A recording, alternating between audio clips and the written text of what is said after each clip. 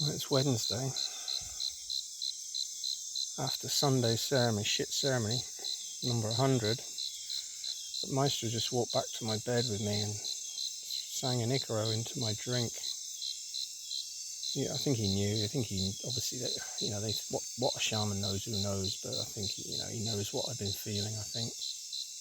Well, I haven't really shown,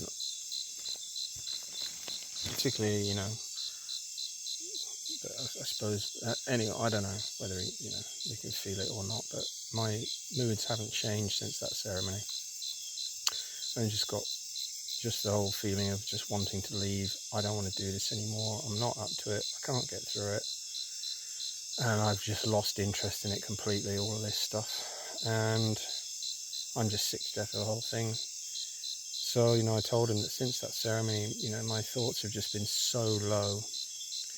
And he said, we got attacked by the two witches, which obviously I knew we got attacked, but he said they've obviously affected you, and he said they've managed to give you a vision in place of Bo Binsana and warp what she was saying, so that you think it was her, and obviously affect you the way it did. And then, of course, this makes me wonder how much of the conversation I had with Mama Ayahuasca wasn't actually her, because there were about 3 times when I was talking to her where I kept saying to her, I'm not feeling any love, Mama. And of course, the main point of your training is that's the thing you check for, is whether Mama Ayahuasca or Bo Binsana are actually filling you sort of full of a feeling of love of some form. And so I did pull her up on it 3 times. In fact, in my own mind, the image of Mama Ayahuasca, she can appear to me sometimes as an older woman, sort of a granny type figure. I just effectively had a gun and just shot her through the head to make the image collapse. And it did sort of 2 or 3 times, because I was just saying, sorry, the onus is on you. I'm not feeling love. I'm not sure that, it's Mama Ayahuasca I'm talking to. So that was the way to find out, because obviously, that wouldn't have happened. She wouldn't have been able to be shot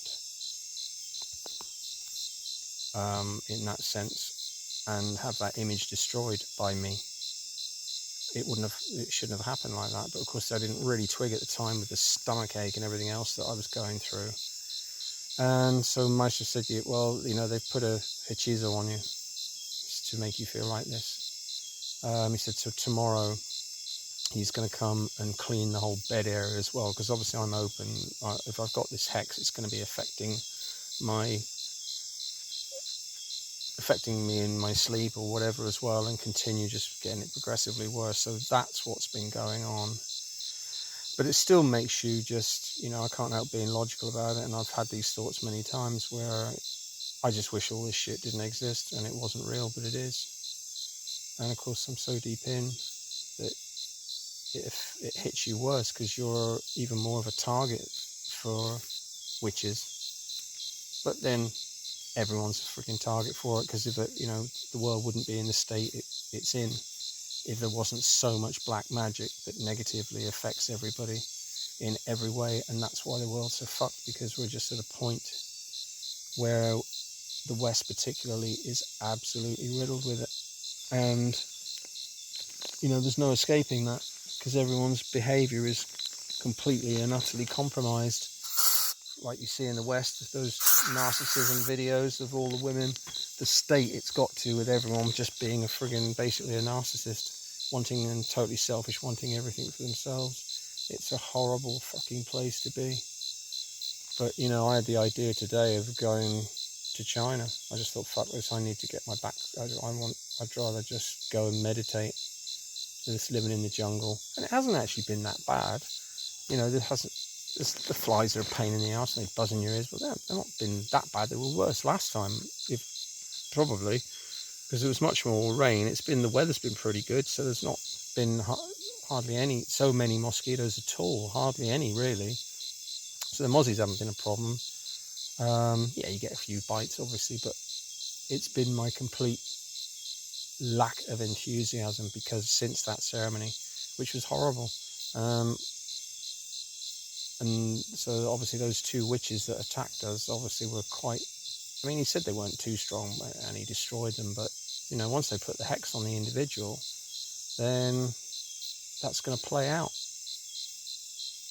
But it still makes you think, well, everything I've done so far, where's my protection of the trees that weren't, how much do you have to do to be protected? And it's like, once you come to ayahuasca and you open that door and you get better and raise your spiritual energies and you become a beacon, you just get attacked more. And it seems then, you're just completely reliant on a shaman just to continuously protect you, unless you become one yourself. And, it's just a horrible situation because you're permanently at ransom of these fucking people, these witches that fucking read black magic books, and they got so corrupt themselves, they just have got nothing better to do than, which obviously that's the nature of it, they just attack everybody else who's anything like a remotely nice person, or, not contaminated with dark energy, because they'll just contaminate you anyway. Without protection, you're fucked. I'm thinking, what's the point of all of the fucking work I've done, and having the 15 trees protection, and then find that that's still not enough protection, and you think, well, this is just fucking nuts, because it's never going to end, is it? Until you actually become such a strong shaman that you can actually fend off everything else. You just,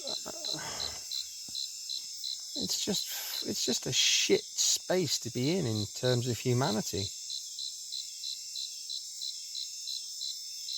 Because to me now, it just seems, there is no one you can go and do this dieta and get the protection for that, because there'll be some stronger witch that can break through the protection and fucking hex you again. So it's just a never-ending cycle. And if people who don't come to ayahuasca think that they're immune from it because they don't believe in it, then, that doesn't apply either, because all it's doing is sticking your head in the sand, because you're still affected when whether it's illnesses or anything negative. And, society itself, the dark brethren that fucking run it, putting fucking hexes in everything from food to medicines to just make you ill and let the demons feed off you. And it's just a totally fucking insane world to be in. And that, been going through all of that, just don't want to know about any of it.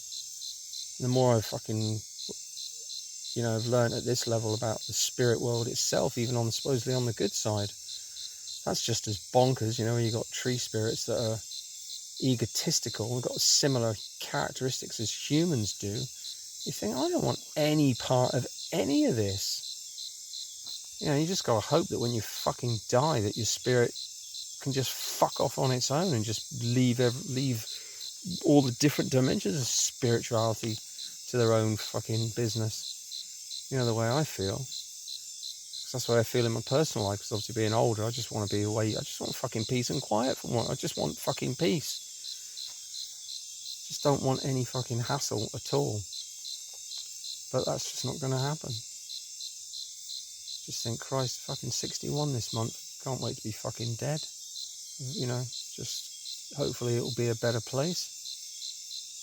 Especially as your body gets older and you still got backache and fucking all the things that probably won't ever repair. So, but just have to hope for a better frame of mind. One maestro gives me a clean tomorrow and cleans this area around the bed in the jungle. But it was nice to see Hyro today, but I'm the best of spirits. But we had a bit of a chat. I'm not particularly laughy at the moment. Of course, Hyro knows a few of my stories from before, and so he turned up with his missus and the kid, who was the pain in the arse 2-year-old 2 years ago, but he's all right now. He's 4, so he's not running around and being a pain in the arse all over the place. And then of course we've got Darlin's missus with the baby. That baby's so good though. It's incredible. He's such a bonny baby. And Darlin's a wonderful guy. He's such a hard worker. He's been cutting the grass all day since I went down for breakfast at about 10. He'd done my soup, and then as I was eating my soup, he got dressed up because Maestro had gone into town to pick up this fucking huge guy. He's got arms like fucking tree trunks. He's massive, really muscly dude. He's a chainsaw tech, so he came out and like tightened the chain and did all the blade and oiled it and whatever the fuck wasn't running properly. And then they cut a tree down to cut which is what they made the video of how they cut the planks, and he was doing that. How he can cut perfectly straight lines with a fucking chainsaw is incredible, because he got to cut 5 boards for himself, because he's obviously got to sleep here tonight as well. So they put those boards down next to my room. So we've got 2 families here. We've got the 2 boys came back with him again, so we've got the 3 brothers, and now the 2 mothers as well. So it's chocker down at the kitchen area. I just kind of just wanted to be on my own all day, but got through it again. Sent messages, a couple of messages, half a fucking hour to send. I couldn't send any more. They just didn't fucking go. 20 minutes to send the next set of messages. It's a pain in the ass, because you haven't even got that relief just to go away and send some messages for the outside world. It's a fucking WhatsApp so shit. See, so when it sends and receives, gets the connection, and then everything comes down. You send a couple of messages at the same time, and they seem to go all right. And then you continue writing, and then nothing comes in and nothing leaves. And then it comes up and says, "Oh, I think you've got messages." Well, if you fucking think that, then fucking send them then, you stupid fucking app.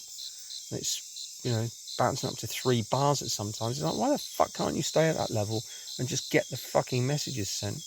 But when you think of the path, it's got to go by radio from here to Hanara Herrera, and then radio from there to Nauta, and then if they've got fibre in Nauta, which I don't even know, it might have to go radio to Iquitos where they've got fibre before it can get on a fast fucking link to the rest of the world, and then probably in queues and all the rest of it with fucking WhatsApp. It's just dreadful fucking state of affairs. It's just shit not being able to have something to do with the internet during the day for, get through the day. So this first fucking 5 days has been shit. Really has. Even though the weather's been good and everything, but obviously with that ceremony 100 was so bad, with guts ache and everything else, and then to find out, probably got hexes now from the fucking witches that attacked us. So that's meant the last 3 days has just been fucking low mood, wanting to just leave it all behind. But of course I also know, if you walk away, same as I have done before, just get attacked, you end up so sick, sooner or later, that you have to come back and get cleaned again. It's like, you're just fucking trapped in this forever. All I want is a fucking life of no hassle, get a fucking job, be independent, and just live a simple life, like similar to what Honduras was, with a fucking little school job there, but that was a pain in the ass. The reality is never the same.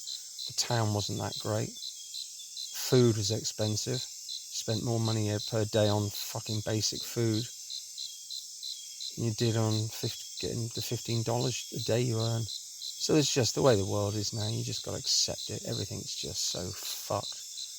Just got to be thankful that I grew up in at least an era in the 70s and 80s where it was half decent. 90s, you had a chance of getting ahead, and those times are never going to come back, ever. Not until some kind of fucking reset of humanity, where it's fucking continuous war or whatever, and it gets out of control and actually does cause a world war. Fucking totally resets humanity once again, because that's the state we're at now, and it's not going to get any better until there's a crunch. So not a good news video at all. It's a pretty fucking miserable state of affairs to be in. But I had to log that. I wasn't even going to do any more videos. I just thought, I'm not interested. I can't be fucking bothered. I just want to get the fuck out of here and go. And of course you forget you can't. And my sister says, yeah, well, we got attacked by witches. You have a hex on. You're going to be hexed, so I'm going to have to clean you tomorrow. She said, thanks for telling me how you've been feeling, because now I can clean you. It's like, for fuck's sake. Fucking nightmare.